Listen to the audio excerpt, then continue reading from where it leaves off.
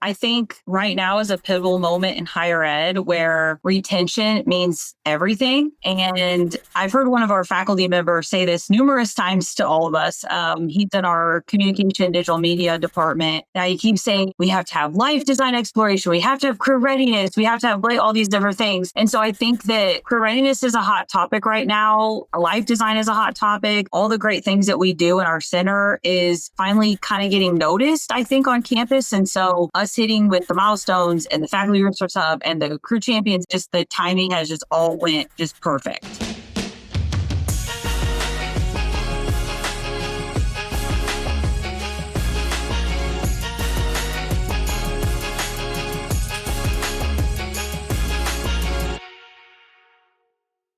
Hey everyone, welcome back to the Career Everywhere podcast.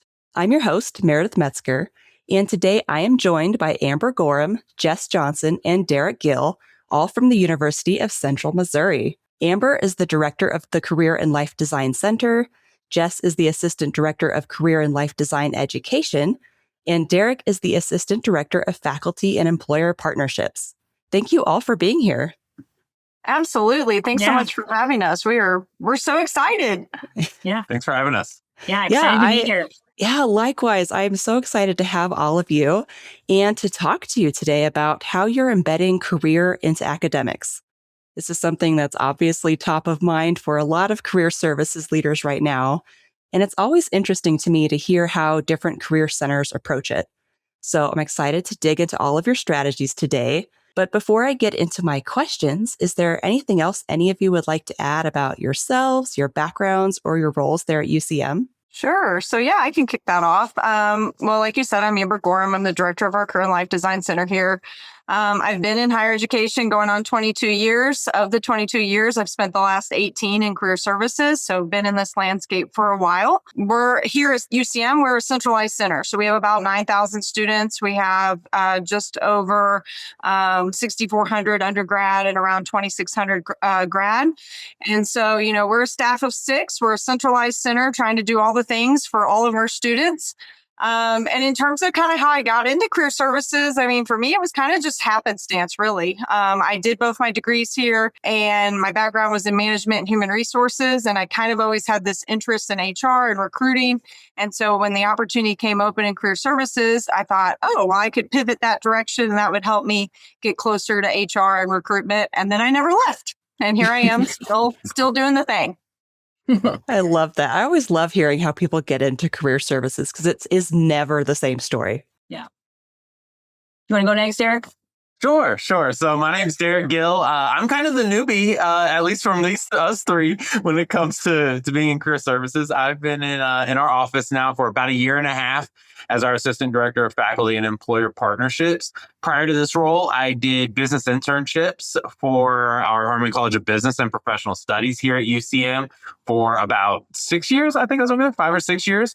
I was over there with Harmon, and what kind of led me into higher education was right after graduation, I spent about 6 years working in media, doing events, radio, sales, kind of the full gambit of it, and wanted to take those relationships that I built and bring them back to my institution. And that's how I got started in higher ed and moved over here to career services. Nice. Love that. Thanks for sharing. Let's see, Jess, I'll have you go last here. Yeah, last but not least. So Jess Johnson, like Meredith said, I'm assistant director over at Career and Life Design Education side. Really, what I do in my role there is just helping students kind of prep for what's next, my whole team. I got into career services. So I'm first gen student. So college was, a little bit more difficult for me to navigate. And I will also say that I worked in the Career Services Center at my undergrad. So I got started way early on in my career, kind of seeing what career services centers look like and how they navigate. And so when I got out of college, I did something outside of higher ed and realized how much I missed it. And I've done student activities, I've done admissions, I've worked with Greek life.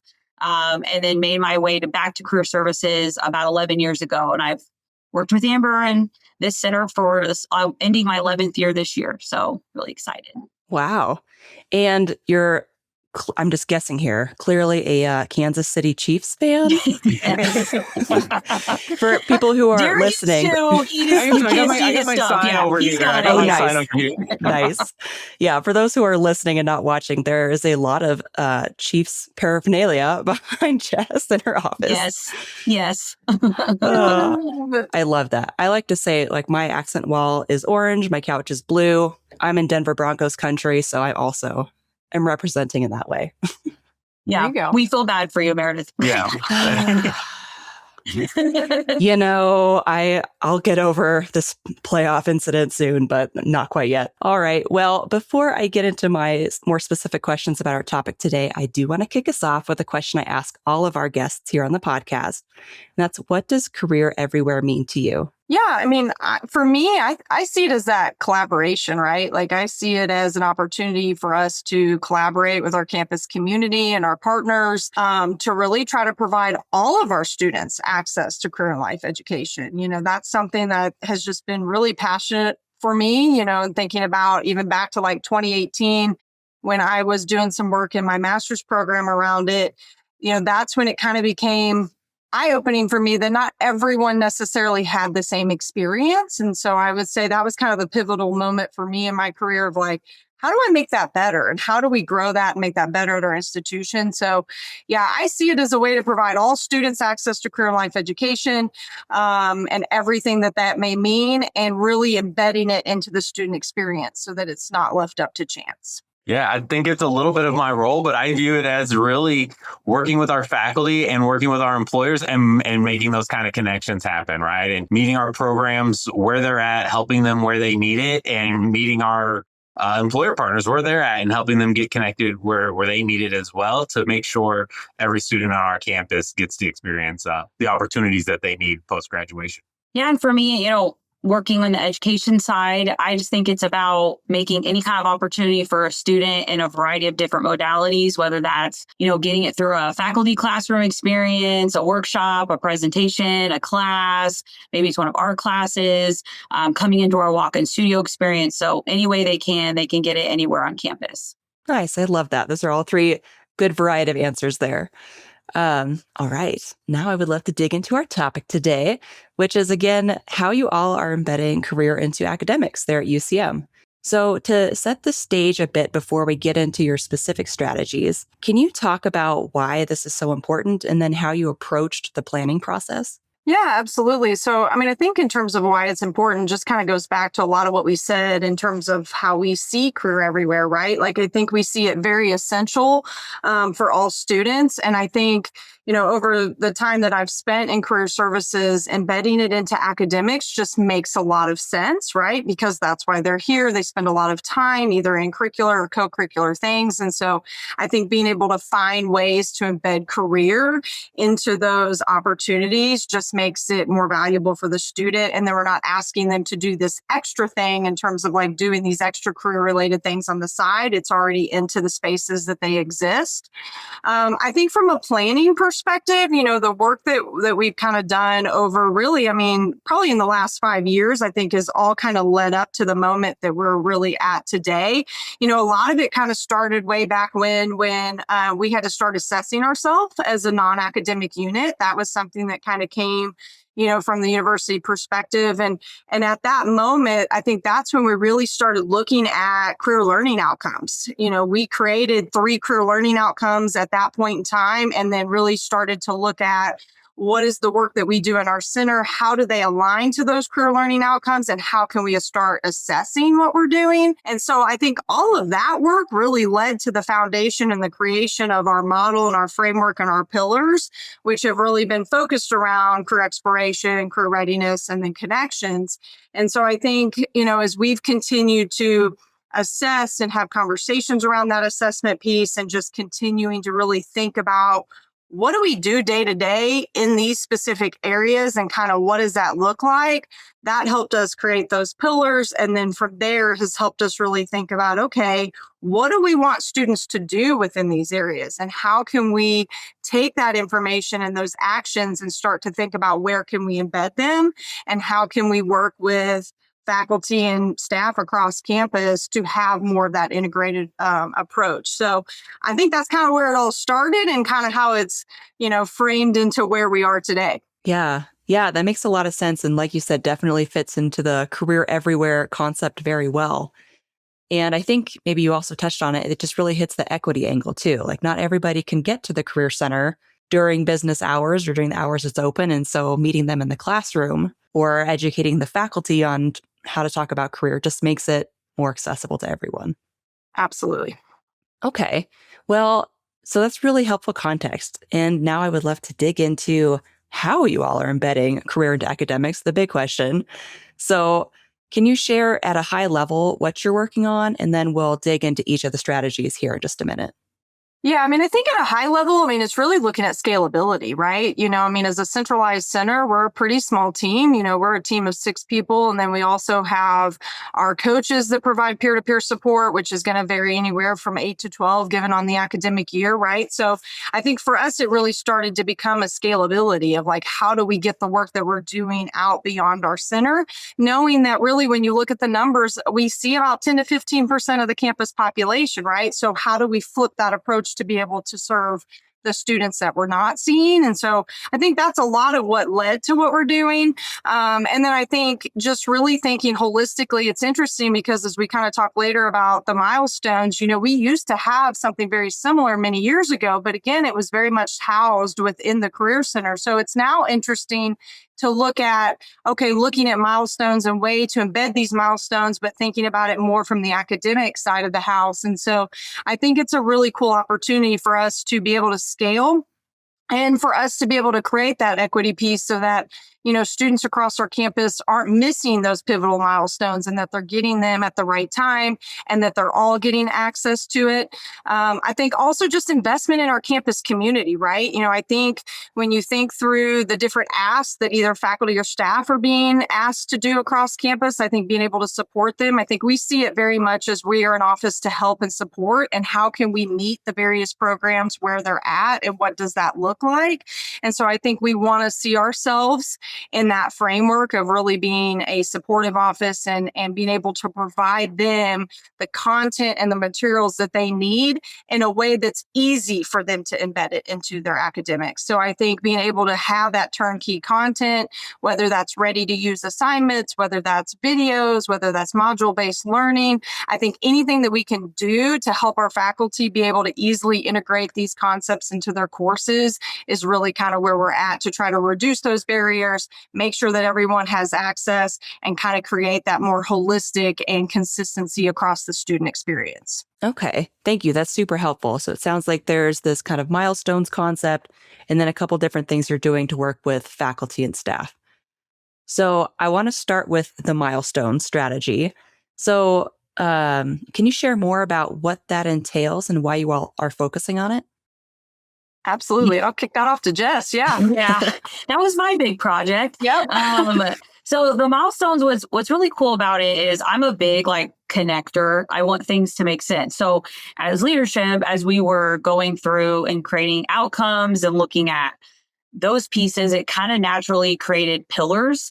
And so those were around exploration, career readiness, and connection, which then was really easy for me and my career and life design advisor, Kendall, who was the co-creator of the milestones with me, to naturally make generalized milestones under each one of those pillars at the freshman, sophomore, junior, and senior level. And so when we started working on those, we were trying to think, okay, how can we make these as generalized so we could use them in our walk-in studio experience if students pop into the center, if we want to embed them into our courses. But then also if we want to partner with faculty, how can they individualize these milestones to their own programs? So we were thinking, okay, we can't use language that only we understand. We have to make this vague enough to where they understand it as well. And so that's kind of where we started. And I will say it was a lengthy project. We went back and forth a few times on certain things and second guessed. And Derrick and Amber were awesome. They looked it over for us and helped us and supported us through that project. But it was a really, at the end of the day, we were so glad we created these, because now we can already see where it's heading, which is really exciting. So.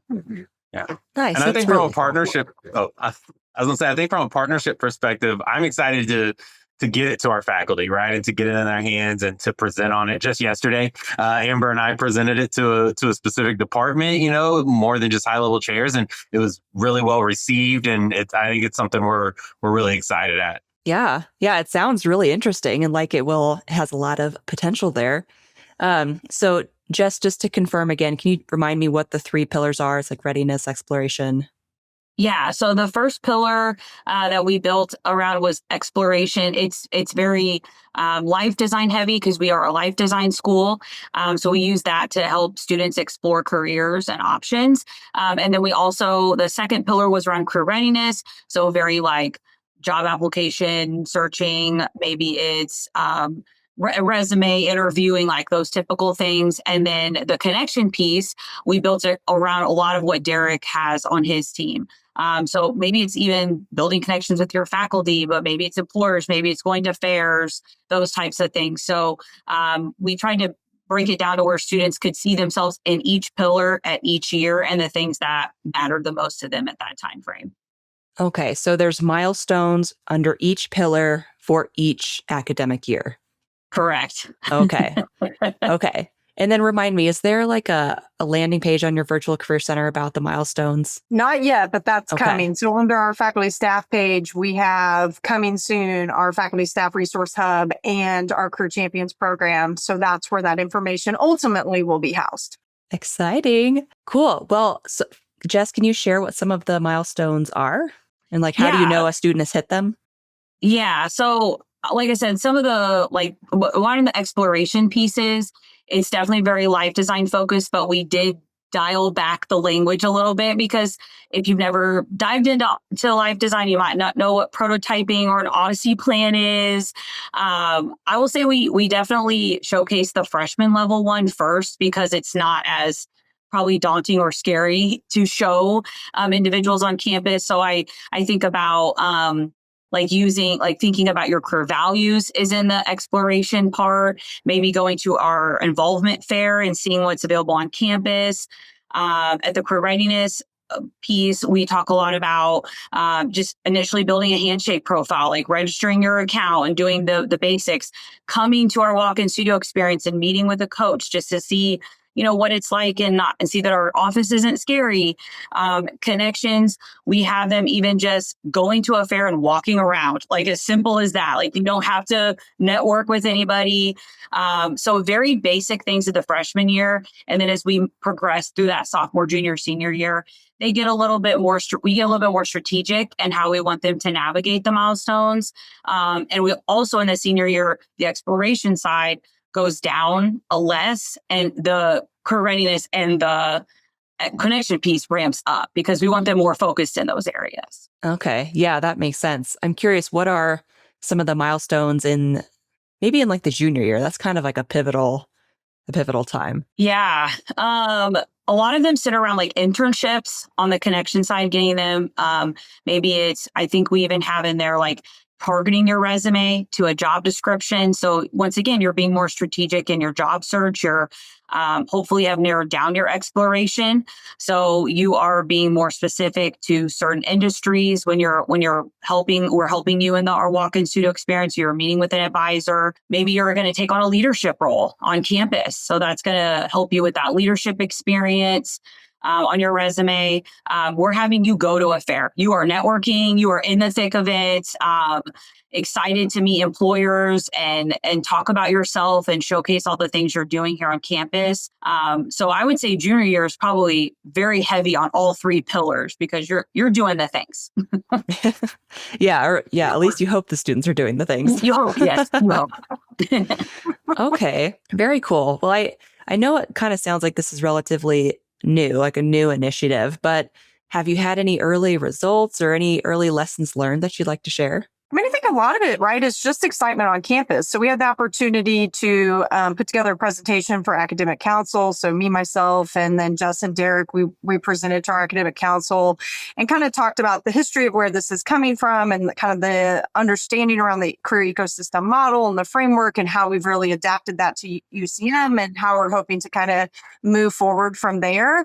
And so I will say the response was really positive. I think we're at a pivotal moment where, I think folks are just recognizing it more and they're seeing it more, particularly around accreditation and things along those lines, I think, too. So I think they're really seeing our office as a resource. And now we're being able to provide things in a way that I think just makes better sense for them and really meets them where they're at. I think from academic council, we've had the opportunity just to see results in terms of folks coming up to us directly. Like Derrick mentioned, we got the opportunity to go speak to a department yesterday. We've got a couple more departmental meetings coming up.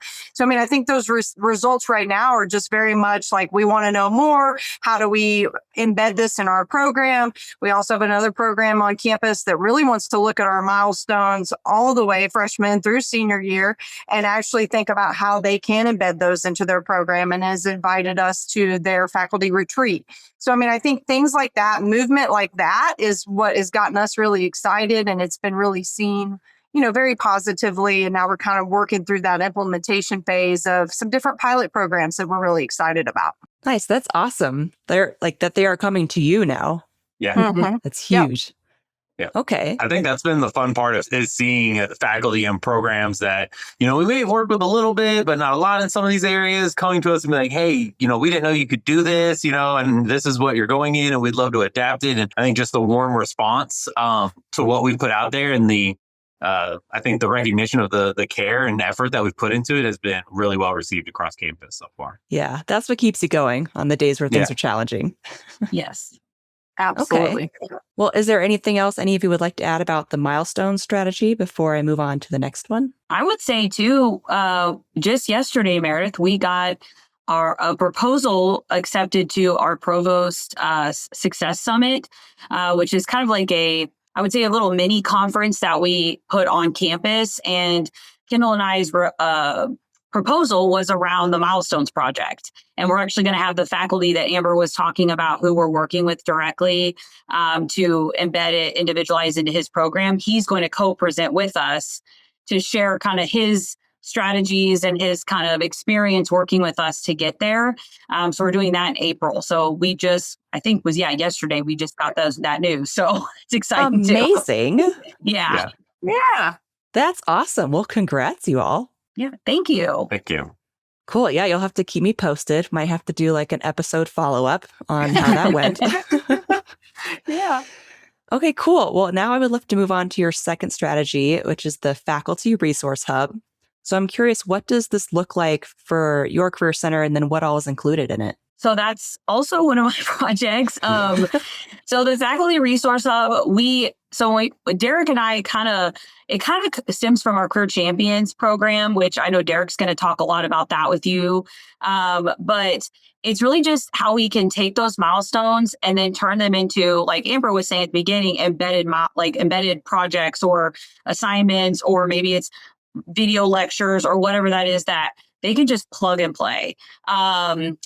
We had a little, we were like, okay, how do we actually roll this out in the best way possible and the easiest way possible for faculty and staff to grab onto. And so we went with our LMS, which is Brightspace, and they had us, they made a community space for us. So we can add individuals on campus into it, and then they can take pieces out of it. So very much looks like, like if you have Canvas or Brightspace or Blackboard, whatever that is, kind of like a landing page. And then we're going to have we call them widgets on Brightspace that they can go into for each pillar. I know Derrick's got a lot of ideas around the connection side and how he's going to put different things in there, and definitely add into that, Derrick. So Kendall and I, once again, we're working on that as that's the kind of the start of the project. And then we're going to just kind of slowly add faculty in, and then it will be a part of uConnect and all the different things. But that's kind of where we're started right now. But I would say it's very early stages right now. Yeah, I think we're excited to get some examples of fun, interactive activities that faculty can just embed right into a class experience that checks off that box for them, right? That hits that milestone just by doing a simple activity in class, or might knock off a couple of different those milestone check boxes just by doing an activity in class, whether that's around connections, exploration, or career prep and career readiness. Yeah, I imagine they must really appreciate that especially in conjunction with the milestones, like you're not just telling them, this is more things you need to do. It's here's some guidance and also here's an easy way for you to implement it. Yes, 100%.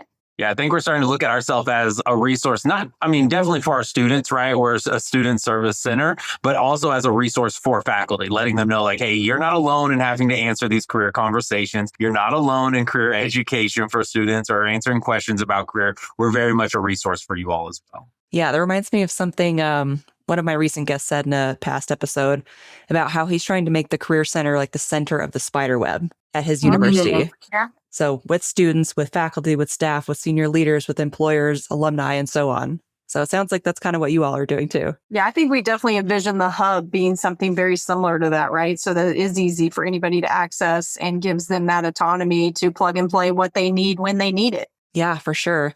So I'm sorry if you said this already, but are there already a bunch of assignments on there? Or is this do you just sort of have your framework and your structure built out? Yeah, definitely more framework structure. That's kind of the goal of, the rest of spring into summer is to then start putting those pieces together, identifying what those assignments will look like, and then starting to roll that out in a kind of more smaller scale with the hope of being able to grow it down the road. Cool. Do you have any ideas so far on what kinds of assignments you might put in there?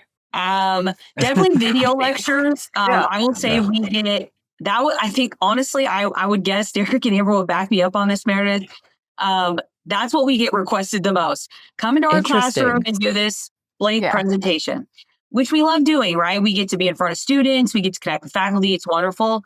But once again, there's only 4 of us. And then Amber, when she has availability, to jump into classrooms and do those. So being able to maybe do like low-level presentations that we can just, hey, especially if it's an online class or a hybrid type class, maybe we just do a video lecture that you can just pull right out of the faculty hub and embed into your Brightspace. Brightspace is great because they can just literally copy things over directly into their Brightspace. We also plan to use our WISE coaches so they can even build stuff off of there as well, which I think will be great too. I think definitely assignments is the route we want to take as well. So if you're wanting your students to do a resume assignment, we can build that for you with a rubric, instructions, maybe even a lecture that you can put with it or slides that you can put with it. So it's really easy for them to just plug and play and feel confident in what they're giving to their students.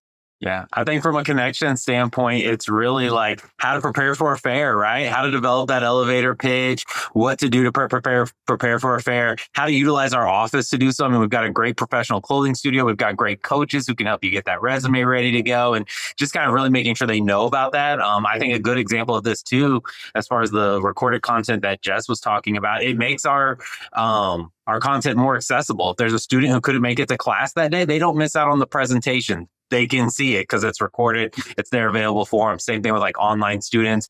I did a presentation in a similar format for an online class just this week where I recorded the presentation, sent it to the faculty. She had her students watch it. And then I showed up for the presentation, but it was much more workshop based. It wasn't just me lecturing at students. It was, hey, let's have a conversation about the questions that you have and the deeper experience around career education that you guys have. And so it worked out really well. Yeah, that's a really smart way to approach it, especially because you said you have a team of 6, right, total? And how many students? Almost 9,000, a little over 9,000 students between undergrad and grad. Yeah, so it's quite the ratio y'all are dealing with there. So. Yeah. And I think definitely the milestones, when you ask the question about like assignments, I think the milestones will help drive that, right? I think now that we have a good solid foundation of what we want those milestones to be by year, it'll help us frame what are those assignments that now we can put into Brightspace that match those milestones. So then as faculty look at how do I want to embed career in my program? What milestones do I want to adopt? Now here's those assignments and that curated content that goes with it. And that way it's easy for them just to go ahead and integrate it into their course and into their curriculum. Yeah, that makes a lot of sense. And I was just thinking as you were talking how much, or just how cool it is how you've approached this whole planning process and how strategic you are, especially given how many students you need to reach with such a small team and how there's all of these frameworks in place between the pillars, your milestones, and then all of the things that feed up into those things. It's just really strategic and it's super cool to hear about. It took a lot of, I would say, a couple years of lots of talking and discussing. I think we're finally at the point where like the pieces are coming together and now we're really starting to see it and things are happening, which is, I think, just really exciting for our team, our students, our university. So it's been really kind of interesting to see it come together, but it was a lot of planning there for a couple of years for sure. Yeah. Yeah, there's always a ton of work going on in the background. Yep. Okay, cool. Well, anything else any of you would like to add about the Faculty Resource Hub before I move on? I don't think so. Okay, cool. Well, now I'll move on to the third and final strategy, which is your Career Champions program. So can you share more about what that entails and why you're focusing on it? Yeah, so Jess and I have been working closely together on the Career Champions program. It's something that I know Jess and Amber explored even before I got here. And then once I got here, Amber was like, hey, I really want someone that can kind of give this a direction and kind of what we want to do with it. So Jess and I did a lot of exploration around that, kind of what we wanted our Career Champions program to look like. We know several institutions have different versions of Career Champions, and we really wanted ours to work, again, along with those milestones, to work along with our learning outcomes, to work along with that resource hub. And so kind of what we're looking at doing, we're going to pilot our Career Champions program this summer. And we've kind of divided it into 4 different sections, where that first section is really going to be about career everywhere, right? It's going to be about a career ecosystem. It's going to be why it's important, addressing, maybe those hard conversations and topics that faculty could be facing, either by parents, accreditation, students, those types of things, and really kind of diving into that holistic approach of career everywhere. And then after that, we'll have a section that's really on that exploration side of things and kind of how to embed life design and how that works within, again, that specific department. We're very much taking that approach of meeting them where they're at. We're going to give you the general overview, high level, big idea of it. But as far as like really getting into the nuance of your program and what your students need, faculty know that. We're not here to tell them what they know. And then there's also going to be the career readiness piece of that. We'll have another section on that connection side, right? And how to utilize the connection opportunities that we offer, whether that is career fairs, maybe that's an employer panel, maybe it's hall tables that employers are doing. We're open to that recruitment cycle, looking however it needs to look to connect our students with those employers in appropriate ways. And so then really going into a section on that. And then what I think Jess and I are excited about, I know I'm really excited about, is that final piece, right? And that final session is where we're going to say, okay, now you know about Career Everywhere, now you know about our pillars, you know about the resource hub, you know about these milestones. Now let's integrate, right? Let's put together a framework of how you think this could look for your program that you can now take to your program coordinators, that you can now, because most of our early that pilot group is going to be department chairs with maybe a couple of program coordinators in it. But how can you take this back to your faculty and now really refine it, right? And leave Career Champions with some actionable steps that you can take away from it and a plan that you can kind of go into it. And it's not just a training that you attended and got lectured at, but really you're taking away some great ideas of how you want to implement career education into your program and embed it into your program. And so that's kind of what we're looking at doing with Career Champions. And we're trying to figure out what those maybe fun incentives are going to look like for them as far as what they could get from it. We've kicked around some ideas, but that as far as the idea and the vision behind Career Champions and how we kind of embed that looking, that's kind of what the direction that we're going in for our pilot group. We, again, as Amber mentioned, we presented to our academic council last month. And so we put a QR code up there that was like, hey, are you interested in doing this Career Champions program? We were looking for about 8. We got about 8 who said we want to be in it. So we're excited to have a good, solid group there. And then we're going to kind of take the fall semester to assess how did that go within that pilot group, right? What worked, what didn't, what needs to be refined, and then launch out that program for more than just those kind of department chair partners to sign up for it as far as faculty partners go into that spring semester. So that's kind of our Career Champions program so far. Nice. That's really exciting, especially that you got so much buy-in Yeah. right off the bat. Yeah. Mhm. Yeah. Yeah, I'm curious, did you get any like comments or feedback during that presentation aside from the folks signing up? Yeah, we had several different faculty members who came up to us afterwards. I think with a lot of excitement around what we're doing, whether that was to come and present to their program coordinators or at their faculty meetings, or coming and asking, hey, tell me a little bit more about Career Champions. Tell me a little bit more about this resource hub, asking about how to embed those. We had several different great conversations. I mean, immediately after our presentation, which was really awesome and reassuring, and then and so, yeah, that's I think where we've been with that. Yeah, that's super encouraging. And I am just curious, with all of the work you guys are doing to engage faculty and embed in academics, does it feel like faculty are more interested now, or does it feel like anything is different now versus maybe a few years ago in terms of faculty's interest in working with the Career Center or their willingness? I'm just curious if you've noticed any changes and trends, especially Jess and Amber, with how long you've both been there. Yeah, I mean, I do think, we've kind of explored, especially Career Champions, I think we looked into that even, 5 years or so ago? Right I around mean, COVID. yeah, right around COVID. And so, I do think things do feel different. I do think things feel different in a more positive way. I also think just we've been a little bit more strategic in getting ourselves out there. I think being able to add Derrick's role a couple years ago has gotten us in front of academic council, which we hadn't historically been in front of. So he's had a couple opportunities to already present to academic council. And so I think that has helped. And then, my boss was open to say, hey, I think you as a team need to come to academic council and talk about best practices around career. So yeah, I think timing was part of it, of just kind of the right time, the right people, the right place, just being intentional about where you kind of get yourself in front of and what do you get to talk about? Yeah, I would add to that too, that I think right now is a pivotal moment in higher ed where retention means everything. And I've heard one of our faculty members say this numerous times to all of us. He's in our communication digital media department. Now he keeps saying, we have to have life design exploration. We have to have career readiness. We have to have all these different things. And so I think that career readiness is a hot topic right now. Life design is a hot topic.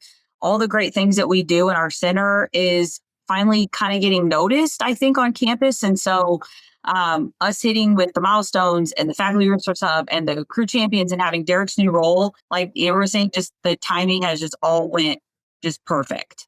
So Yeah. I was just curious what you've noticed, because I have kind of observed that, from an outside perspective, that it seems like career services is having a moment right now. And I'm just curious what that's looking like in each institution. So that's really interesting to hear. Cool. Well, is there anything else you would like to add about the Career Champion program? I think that's all I got right now. Cool. Well, I'll be excited to hear more, like once you just hear how the pilot goes and then hear how the launch goes. So you'll have to keep me posted. I'm kind of curious, just generally speaking across all of these different ways that you're embedding career into academics, what results have you seen or what feedback have you gotten? I know we've touched on that a little bit, but I'm just kind of curious across the board. I mean, I think what we've kind of all echoed is really just a lot of that positivity, right? I think it's created more in-depth conversations, even if, like I think Derrick had said, even if we already have relationships with some of the departments or some of the faculty within the departments, I think it's created opportunity for some of those more deeper conversations around career, which I think has been really good. I was telling Derrick yesterday after going to a larger scale department meeting, like I think having the opportunity to get in front of everyone at one time, I think has been really helpful too. So I think just the openness to invite us into their spaces and into their opportunities to speak with their group has been really important from a results standpoint. And I think now we're just excited to continue to do those things and to continue to kind of see where it goes. Cool. And I know this is you're kind of relatively early in a lot of these strategies, but I'm just curious, what are your goals for the future? What's on your vision board? I mean, honestly, for me, I think it's just continued growth, right? Like, I think I'm excited about the opportunities that have already come from it. I'm excited to see where those conversations continue to go. And I'm excited to see that implementation phase. So kind of back to Derrick's point around the career champions of, we get to the point of giving all this information and providing all these resources and having the faculty resource hub, like being able to actually see folks implement it across campus and use it. I'm really excited for that and to kind of see, where that goes. But I'm also, I think at that point too, because like you mentioned, it is relatively new, right? So I think the other piece of that is feedback and assessment from folks using it and how can we continue to refine it and make it better. I'm also hopeful that I think a lot of this came from just trying to streamline the work that our staff is doing. So I'm also really hopeful that we're going to see, opportunity and the fruits of those efforts of being able to kind of streamline our workload within our center, but then also just for our campus community in that way. And I'm really hopeful that we see it as kind of a flexible framework that people are excited to use, want to use, and that it does really meet everyone where they are at in terms of embedding career into their program. Yeah, well, it sounds like you all have laid a really great foundation. Cool. Well, you all have offered a lot of really great insights already, but is there any additional advice you would give to other career services leaders who also want to embed career into academics? I think one thing that I've really learned through this process is it's okay to start small, right? I think, especially our team, I think we're a very innovative team and we like to think big and we're not afraid to change and we're okay doing, lots of things. And I think, sometimes in my head, I want to just change it all overnight. I want it to be for everybody all the time, And so I think one thing that I've really learned and advice that I would share is it's okay to start small. It's not going to all happen overnight. What are those small manageable steps that you can actually take? Because if looking at where we are today and thinking about, maybe where we were 3 years, 5 years ago, we've made a lot of progress. And sometimes in the moment, in the day-to-day work, it doesn't always feel that way, but giving yourself the autonomy and flexibility to really reflect on that even those small things can really make a difference. That is great advice. Thank you, Amber. Jess, Derrick, anything else to add? I think from my end, it's have conversations. I'm a partnership person. I'm a connection person. That's why I'm in the role that I'm at. But it's have those connections. I think a lot of this, our ideas as a team came from having those conversations with our faculty and getting kind of an understanding of where are they at, what do they need, what would be helpful for their programs. Having those intentional conversations, having them be part of. We read the Career Ecosystem book and we brought in faculty to read that with us and ask them for their feedback. And we collect a lot of data from our events and after meetings and after presentations and all that stuff to really try and figure out hey, how are we doing? What's going on? How do people feel? And I think just having those conversations, taking them seriously and looking to bridge those connections and meet people where they are, it's important. And I think that's part of what allowed us to make this kind of flexible resource. Very cool. And Jeremy Padani will be very happy to hear that you all are reading his book. I think for me, my advice would be, especially since I'm on the student education side, is always remember that it's about the students, that at the end of the day, we're here to support them and think about what's best for their journey through college and their next steps after they receive the degree. And so I'm excited just to see where this all goes. Like Amber was saying, I'm excited to see how it directly affects the students in a really positive way. And so that's the advice I would give is just don't forget the student. Like they're the reason you're here. So always good advice. Yeah. We're all here for the students. All right. Well, is there anything else any of you would like to add before I kind of start closing this out? I don't think so. Okay. Well, if people would like to connect with you or learn more from you, where is a good place for them to do that? Definitely LinkedIn, email. Yeah, absolutely. We're definitely open to chat with anyone that might be interested. Okay, perfect. Yeah. Well, I'll be sure to include links to all of your LinkedIn profiles and your emails in the show notes so folks can reach out if they would like. And now I would love to close us out with this answer a question, leave a question segment that I like to do at the end of every interview. So I'll ask you a question that our last guest left for you, and then you will leave a question for the next guest. So our last guest was Ashley Safransky of uConnect. She's also my boss and a lovely person.